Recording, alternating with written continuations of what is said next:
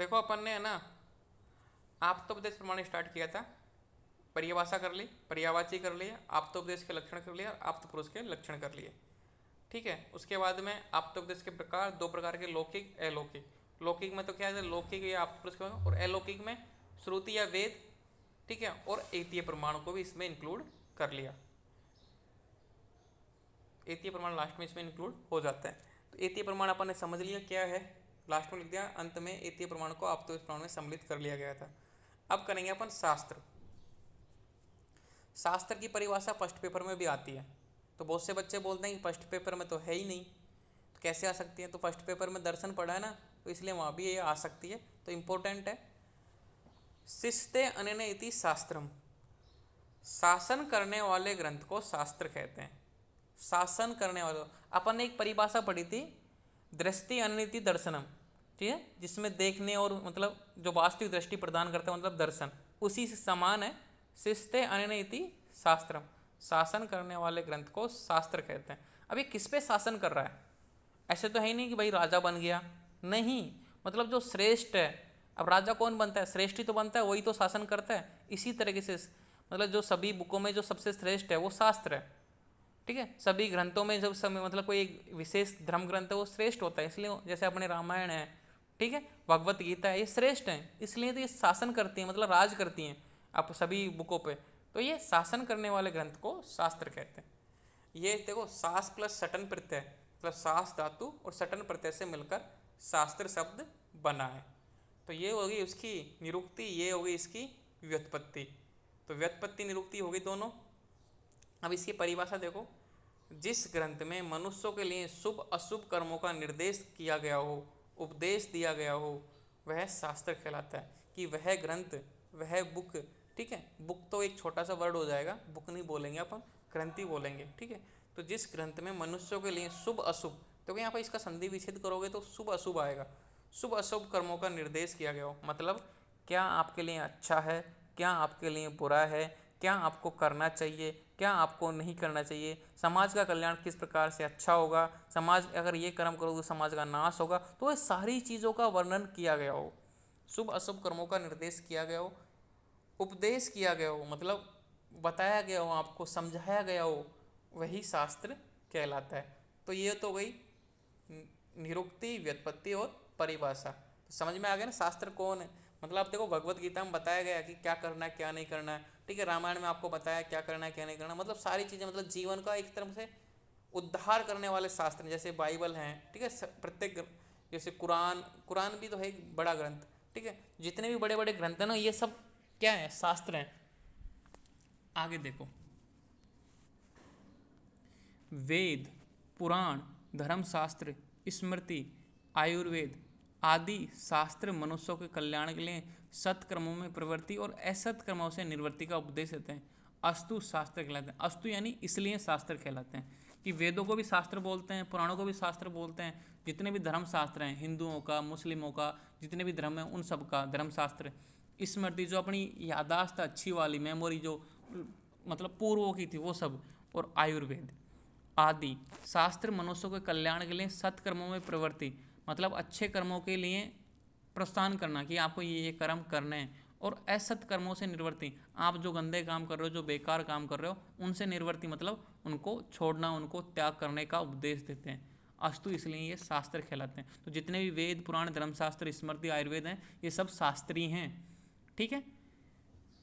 शासन एवं संसन, इन दोनों गुणों का होना शास्त्र के लिए आवश्यक है। भाई दो गुण बताए हैं शास्त्रों के लिए, शासन यानी श्रेष्ठ, ये तो आप समझ चुके हो। संसन क्या है, संसन यानी प्रतिपादन, कि भाई नए गूढ़ रहस्य का इस शास्त्र में अपन को एक नया रोल मिलता है। जैसे कि प्रतिपादन किया, भाई इस शास्त्र ने अपन को क्या ज्ञान दिया। एक जो सार भाग है ना, कि भाई इसमें बताया गया है कि अपना कर्म, जैसे भगवत गीता का सार क्या है, कर्म करते जाओ फल की इच्छा मत करो। मेरी नज़र में तो यही है कि कर्म करते जाओ और फल की इच्छा मत करो, भगवान आपको टाइम के अनुसार आपका कर्म अच्छा किया तो फल जरूर मिलेगा। तो मतलब एक गूढ़ रहस्य की जो प्राप्ति होती है ना, उस शास्त्र से मिलनी चाहिए। जैसे आयुर्वेद से क्या मिलता है अपन को, स्वस्थ से स्वास्थ्य रक्षणम आतुर से विकार प्रश्न है, कि भाई स्वस्थ व्यक्ति की स्वास्थ्य की रक्षा आयुर्वेद करता है, और रोगी के रोग को दूर करता है आयुर्वेद। कैसे करना है, कैसे सीखना, वो सारी चीज़ें अपन को बताता है। तो प्रत्येक से एक प्रतिपादन होता है, एक सूत्र निकलता है प्रत्येक हर चीज़ से। अगर ये दो गुण हो रहे हैं, उसमें शासन वाली क्वालिटी है और संसन वाली क्वालिटी है, तो वो शास्त्र है। इन दोनों गुणों का होना शास्त्र के लिए आवश्यक है। अगर ये दो क्वालिटी उसमें है, दो गुण उसमें हैं, तो वो शास्त्र कहलाता है। ठीक है, तो ये हो गए शास्त्र की परिभाषा, शास्त्र की निरुक्ति, शास्त्र की व्युत्पत्ति। अब देखो उत्तम शास्त्र के लक्षण। अब ये उत्तम शास्त्र क्या है, ये मतलब अच्छा शास्त्र किसे, शास्त्र तो बहुत सारे हैं लेकिन किसे पढ़ना चाहिए। चरक विमान, देखो च यानी चरक, आचार्य चरक, आचार्य चरक विमान स्थान अध्याय 8 में उत्तम शास्त्र के लक्षण बताए हैं। मतलब भाई श्रेष्ठ शास्त्र अदना कैसा होता है, उसके जो लक्षण बताएं, भाई ये क्वालिटी होती हैं उत्तम शास्त्र में, सबसे अच्छी शास्त्र में ये क्वालिटी होती हैं।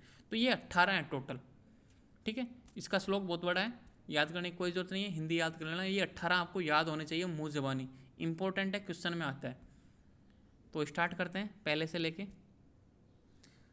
बहुत बड़े यशस्वी और धीर पुरुषों द्वारा पढ़ा जाता हो, मतलब वह शास्त्र बड़े बड़े ज्ञानियों, बड़े बड़े, जैसे कि एक तो बुक होती है, मतलब कोई नहीं पढ़ता उसको, ऐसे ही रहती है, लेकिन ये बोलता है कि उत्तम शास्त्र वह शास्त्र है जो बहुत बड़े यशस्वी, जैसे राजाओं के द्वारा, ठीक है, बड़े बड़े ज्ञानी, बड़े बड़े पंडितों के द्वारा पढ़ी जाती हो। धीर पुरुषों के मतलब जो जिन्होंने को ज्ञान हो, प्राप्त हो, यश हो, वो ऐसे जो मतलब ना कि श्रेष्ठ व्यक्तियों के द्वारा ये पढ़ा जाने वाला ग्रंथ होना चाहिए, वो होता है उत्तम, पहला गुण। दूसरा, बहुत अधिक विषयों से युक्त हो। कहने का मतलब ये है कि बहुत अधिक विषय, मतलब एक तरीके से विस्तर तो होना चाहिए और उसमें विभिन्न विभिन्न विषय होने चाहिए। कि इसमें जैसे कि चरक संहिता देखो, अब चरक संहिता बहुत एक शास्त्र, उत्तम शास्त्र, बेस्ट एंड बेस्ट, उसमें विविध विषय, जैसे उसमें काय, बाल, ग्रह, ऊर्ध्वांग, सल, दृष्टा, जरा, वृषाण, ये तो अष्टांग सूत्र बोला मैंने, लेकिन आचार्य चरक ने भी 8 माने हैं आयुर्वेदिक अंग, तो 8 आयुर्वेदिक अंगों का वर्णन किया है। तो विविध विषय ना, 8 विषयों का वर्णन किया उसमें। तो इसी तरीके से अलग अलग विषयों का मतलब विस्तार से वर्णन होना चाहिए। उत्तम, मध्यम तथा अल्प बुद्धि वाले तीनों प्रकार के शिष्यों के लिए लाभप्रद हो। कहने का मतलब वो जो टैलेंट नहीं, ये तीसरा क्वेश्चन ये है, मैंने सीक्वेंस में थोड़ा उल्टा हो गया था, इसलिए तीसरा ये है। आप्त जनों से पूजित हो। अब ये आप्त जन क्या है, अब आप तो आप जानते ही हो, जो हमेशा श्रेष्ठ बोलता हो, सत्य बोलता हो, जो रज और तम से रहित हो, जो किसी से राग और द्वेष नहीं करता हो, तो ऐसे व्यक्तियों के द्वारा उसकी पूजा होती हो, मतलब ऐसे व्यक्ति उसका मान सम्मान करते हो, उसको रेफरेंस करते हो, बेटा ये शास्त्र पढ़ना चाहिए। और चौथा कौन सा है, ये। तो सीक्वेंस से याद करोगे तो सही रहेगा, और नहीं होता सीक्वेंस से याद तो कोई बात नहीं, लेकिन मैंने सीक्वेंस में थोड़ा सा उल्टा हो गया था, इसलिए मैंने यहाँ पे लाल पेन से लिख दिया कि भाई तीसरा नंबर का ये है, चौथा नंबर का ये है, पाँचवा नंबर का ये है, बाकी सब सीक्वेंस में। अगर आपको याद हो जाए सीक्वेंस में तो अच्छी बात है, नहीं होता तो कोई लोड लेने की जरूरत नहीं है भाई, ऐसा जरूरी नहीं है कि सीक्वेंस में लिखने, कोई जरूरी नहीं है। अब चौथा देखो, उत्तम, मध्यम तथा अल्प बुद्धि वाले तीनों प्रकार के शिष्यों के लिए लाभप्रद हो। कहने का मतलब होता है इंटेलिजेंट, मीडियम और जो मूर्ख व्यक्ति है, तीनों प्रकार के शिष्यों के लिए लाभप्रद हो, मतलब तीनों को वो समझ में आ जाना चाहिए। ऐसा इतना कठिन भी नहीं होना चाहिए कि जो मीडियम व्यक्ति समझ ही नहीं पाए। ठीक है, मतलब लो क्वालिटी का व्यक्ति है, लो क्वालिटी नहीं, लो इंटेलिजेंट, मतलब मध्यम बुद्धि है, लो बिल्कुल अल्प बुद्धि है, या फिर टैलेंटेड है, तीनों के लिए वो समझ में आ जाए, ईजी होना चाहिए, मतलब ऐसी लैंग्वेज होना चाहिए वो तीनों को आसानी से समझ में आ जाए। अब पांचवा क्या है, पुनरुक्त दोषों से रहित हो। पुनरुक्त दोष क्या है, मतलब पुनरुक्त दोष यानी कि बार बार एक ही विषय की, जैसे कि पहले चैप्टर में बता दिया आपको ये काम नहीं करना है, फिर दूसरा चैप्टर में वही चीज़ बता रहा है, फिर 10वें चैप्टर में वही चीज़ बता रहा है, तो रिपीट नहीं होना चाहिए, हमेशा नया आना चाहिए। ऐसा नहीं लगना चाहिए कि तो पढ़ लिया मैंने, ये तो रिपीट हो रहा है, ऐसा नहीं होना चाहिए। पुनरुक्त दोष मतलब बार बार रिपीट नहीं होनी चाहिए कोई चीज़।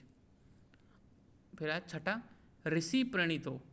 जो ऋषि महर्षि हैं, बड़े बड़े ऋषि और महर्षि हैं, उनके द्वारा वो प्रणीत हो, मतलब उनके द्वारा वो क्या बोलते हैं, आपको रेफरेंस में हो, मतलब उनके द्वारा आपको आर्टिकल दिया, उनके द्वारा उनसे प्रेरणा लेकर, जैसे ऋषि प्रणीत, कि ऋषियों से, बड़े बड़े ऋषियों से प्रेरणा करके वो लिखा गया हो, उनसे ज्ञान प्राप्त करके वो लिखा गया हो। तो बड़े जो महर्षि होते हैं, ज्ञान होते हैं, उनसे की बात कर रहा है। सातवां देखो, सम्यक रचित सूत्र भाष्य एवं संग्रह के क्रम वाला हो। कि सम्यक रचित सूत्र भाष्य एवं संग्रह के क्रम वाला हो, कहने का मतलब कि सिस्टमेटिक तरीके से, सूत्रों के रूप में। सूत्र क्या होते हैं कि भाई छोटी सी लैंग्वेज में, छोटी सी लाइन में बहुत सारा कुछ समझा देते हैं। तो सम्यक एक सिस्टमेटिक तरीके से सूत्रों वाला भाष्य और संग्रह मतलब एक तरीके से सिस्टमेटिक क्रम में सूत्र बना के उसको लिखा गया हो। जैसे चरक संहिता, चरक संहिता का सूत्र स्थान आपने देखा है ना कि एक छोटा सा श्लोक उसका मीनिंग कोई एक पेज में जाके समाता है। तो मतलब एक सिस्टमेटिक तरीके से लिखा गया हो, सुंदर अर्थ वाला हो, उसका एक विशेष अर्थ निकलता हो, जिसका एक विशेष निष्कर्ष निकलता हो, जैसे कि संसन मतलब प्रतिपादन क्या है उसका वो निकलता हो, जिसमें टूटे फूटे भद्दे व निष्कृष्ट शब्दों का प्रयोग न हुआ हो। टूटे फूटे मतलब जो कटे छटे पत्र होते थे, रील री कृण्य ये आते ना, मतलब कटे फटे शब्द, या फिर भद्दे जो वैसे गंदे वर्ड होते हैं, गालियाँ, ठीक है। निष्कृष्ट यानी बेकार शब्द जिनको आम व्यक्ति सुनना पसंद नहीं करता, वो शब्दों का प्रयोग ना हुआ हो, ठीक है। जिसके उच्चारण में कष्ट ना हो, ऐसे शब्दों से युक्त हो। और ऐसा डिफिकल्ट भी नहीं होना चाहिए कि बुला के नहीं आ रहा, जैसे कि सामान्य व्यक्ति को बोला दे दिया कि बेटा बोल, जैसे मुझ जैसे को दे दिया संस्कृत में, तो मुझसे बुला के नहीं आएगा, उच्चारण ही नहीं होगा, तो ऐसा भी नहीं होना चाहिए। विषय का प्रतिपादन विस्तार रूप में किया गया, जिस विषय के बारे में, जिस क्रम के बारे में वो लिख रहा है, जैसे कि वो लिख रहा है कोई भी एक चीज़, जैसे कोई डिजीज़ के बारे में लिख रहा है, या फिर कोई आत्मा के बारे में लिख रहा है, या मन के बारे में लिख रहा है, तो इसका विस्तार से वर्णन होना चाहिए। ऐसे नहीं है कि 2 लाइन लिखी ख़त्म, 3 लाइन लिखी ख़त्म, नोट्स की तरह नहीं होना चाहिए। नोट्स तो अपन 2 लाइन में 3 लाइन में समेट देते हैं, लेकिन वो डिटेल में होना चाहिए, हर चीज़ बारीकी से समझनी चाहिए। तो विषय का प्रतिपादन विस्तार रूप से किया गया हो, यथाक्रम विषय निर्दिष्ट हो। यथाक्रम जैसे वो इंडेक्स बनाया गया है, जैसा उसका सार भाग बनाया, जैसा उसका परिचय दिया गया, उसके अनुसार उसके वर्णन होने चाहिए। ऐसे नहीं कि आपको बता दिया भाई अपन इस क्रम में अपन स्टडी करेंगे, आगे जाके पता चलता है इसको अपन 10 साल बाद में पढ़ेंगे, नहीं मतलब उसको मतलब 10 पेज बाद में पढ़ेंगे। मतलब यथाक्रम विषय निर्दिष्ट हो कि जिस सीक्वेंस में, जैसे सीक्वेंस में पहले अपन ने प्रमाण का इंट्रोडक्शन पढ़ा, फिर आप्तोपदेश पढ़ रहे हैं, फिर प्रत्यक्ष पढ़ेंगे, तो सीक्वेंस में होना चाहिए सब कुछ। उसी तरीके से यथाक्रम विषय निर्दिष्ट, जो आपके उसके जो विषय हैं, जो जिसके बारे में वो लिखना चाहता है, जिसके बारे में वो बात करना चाहता है, वो एक सिस्टमेटिक तरीके से हो। 13वां देखो, वस्तु तत्व के विषय रूप में निश्चित करने में प्रदान हो। वस्तु तत्व के विषय रूप में निश्चित करने में प्रदान हो, जिस विषय के वो बारे में बात कर रहा है, जिस सब्जेक्ट के बारे में वो बात कर रहा है, ठीक है, वस्तु तत्व के विषय के रूप में निश्चित करने में प्रदान हो। तो उस, जैसे कि मैं इसका एग्जांपल दूं, जैसे एनाटोमी की बात कर रहे हैं, एनाटोमी का सबसे बेस्ट ग्रंथ कौन है? Grace anatomy. जब रेफरेंस देते हैं ना अपन, तो ग्रेस एनाटोमी का देते हैं। जैसे कोई अपन आयुर्वेदा में कुछ बात कर रहे हो तो रेफरेंस देते हैं चरक संहिता, भाई चरक संहिता में ऐसा बोला है। तो कहने का मतलब ये है कि वस्तु तत्व के विषय रूप में निश्चित करने में प्रदान हो। जब कोई डाउट हो, जो कोई कन्फर्म हो, तो उस ग्रंथ को, उस ग्रंथ की लाइन को अपन बोलते हैं रेफरेंस के तौर में, देखो भाई इसमें ऐसा लिखा गया है, इसलिए ये सत्य है, ये ट्रूथ है। तो ऐसा होना चाहिए। पूर्व व पर वाक्यों में विरुद्धता नहीं पाई जाती हो, ऐसा प्रकरण के अनुसार विषय वाला हो। कहने का मतलब है कि पहले चैप्टर में तो बता दिया कि भाई जैसे कि बता दिया कि रस 6 होते हैं, एग्जाम्पल बता रहा हूँ, सोचना मत ज़्यादा। जैसे पहले चैप्टर में बता दिया कि रस 6 होते हैं, फिर 10वें चैप्टर में बोल रहा है कि नहीं रस तो 8 होते हैं, बदल गया, खुद की बात से खुद ही बदल गया। तो ऐसा नहीं होना चाहिए। जैसे कि कोई बोल रहा है कि भाई दोस्त 3 होते हैं, फिर आगे जाके वो बदल जाता है कि दोस्त 4 होते हैं, ऐसा नहीं होना चाहिए। मतलब शुरू से लेकर एंड तक एक ही बात होनी चाहिए। जिसमें किसी एक प्रकरण का विषय दूसरे में और दूसरे का अन्य में ना खाया गया हो। कहने का मतलब ये है कि अपन बात कर रहे हैं भूत विद्या या फिर काय चिकित्सा की बात कर रहे हैं, तो इसी में अपन ने सल चिकित्सा लगा दी। अब फिर सल चिकित्सा का जब बात कर रहे हैं तो उसमें अपन ने काय चिकित्सा घुसा दी बीच में।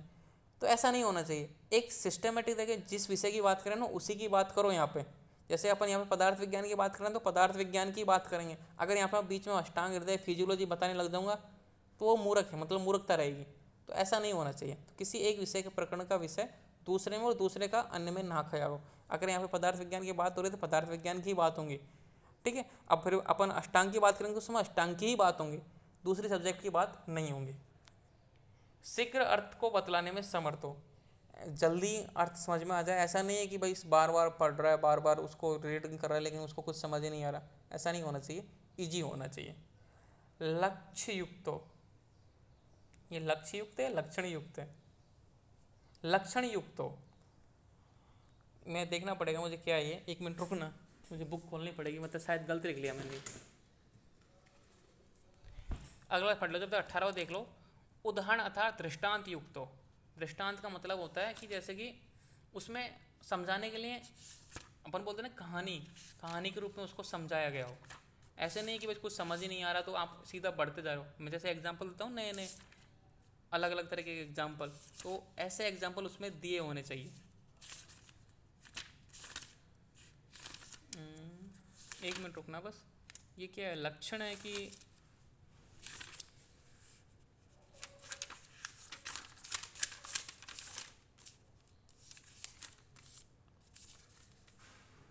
लक्षण है, ये लक्षण युक्त, तो ये लक्ष्य नहीं है, लक्षण है। मैं लिख दूंगा, इसको सही कर दूंगा कॉपी को, कल मैं जब भेजूंगा ना पीडीएफ, फाइनल पीडीएफ उसमें सही कर दूंगा। ये लक्षण युक्त हो मतलब उसका एक विशिष्ट लक्षण, विशिष्ट लक्षण होना चाहिए। विशिष्ट लक्षण किस तरीके से, उसकी एक विशिष्ट उपलब्धि होनी चाहिए। जैसे चरक संहिता में क्या है आपको पता है, पूरी तरीके से सिस्टमेटिक तरीके से रोगों के बारे में है, स्वस्थ व्यक्ति को कैसे स्वस्थ रखना, मतलब एक सिस्टमेटिक तरीके से। जैसे भगवद गीता में क्या है, बाइबल में क्या है, जैसे बड़े बड़े एक विशिष्ट लक्षण होना चाहिए उनका। तो ये हो गए इनके 18। ज्ञान की इच्छा रखने वाले वैद्यों को इन लक्षणों से युक्त शास्त्र का अध्ययन करना चाहिए। अगर आप ज्ञान की इच्छा रखते हो, आप अच्छा उत्तम ज्ञान प्राप्त करना चाहते हो, श्रेष्ठ ज्ञान प्राप्त करना चाहते हो, तो रखने वाले वैद्यों को, यहाँ पे वैद्य लिखा है क्योंकि अपन डॉक्टर बन रहे हैं, क्योंकि वैद्य बन रहे हैं, आयुर्वेदा के वैद्य बोलते हैं। तो अगर आप मान लो अन्य व्यक्ति, जैसे अन्य व्यक्तियों के लिए बात करें, तो ज्ञान की इच्छा रखने वाले व्यक्तियों को इन लक्षणों से युक्त, जो 18 लक्षण हैं, ऐसे लक्षणों वाले शास्त्र का अध्ययन करना चाहिए। इस तरीके से आज की क्लास पूरी होती है। अपन कल करेंगे अब सिलेबस का अगला पॉइंट। कौन सा पॉइंट करेंगे, लक्षण ऑफ शब्द एंड इट्स टाइप्स। अब आप बोलोगे यहाँ पे शास्त्र तो था ही नहीं सिलेबस में, लेकिन क्वेश्चन आते हैं, इसलिए क्योंकि आप तो उपदेश के साथ है, क्योंकि जितने भी शास्त्र हैं, जितने भी वेद हैं, जितने भी पुराण हैं, सब क्या हैं, आप तो उपदेश ही तो हैं, क्योंकि वो हमेशा सत्य होते हैं। तभी तो मैं बोलता हूँ चरक संहिता में जो कुछ भी लिखा है वो सत्य है, उस पर अपन को संशय नहीं करना, क्योंकि वो आप तो उपदेश है। ठीक है, वो अपनी गलती है कि अपन समझ नहीं पा रहे, ना कि वो बुक में जो लिखा है वो सत्य, वो आप्तोपदेश है। चाहे वो आज से 10 साल बाद में या 100 साल बाद में पढ़ी जाएगी, तब भी वो सत्य कहलाएगी, सत्य रहेगी हमेशा। अगला टॉपिक करें अब, अगली क्लास में करेंगे लक्षण ऑफ शब्द एंड इप्ट टाइप्स। प्रमाण रिवाइज करवा दीजिए, नूतन है, मैं आपको लिंक भेज दूंगा, देख लेना ना, रिकॉर्डिंग है मेरे पास। ओके, तो ये अब करेंगे अपन, मतलब अगली क्लास में लक्षण ऑफ शब्द एंड टाइप्स। ठीक है, तो आज की क्लास दी एंड करते हैं। Thank you.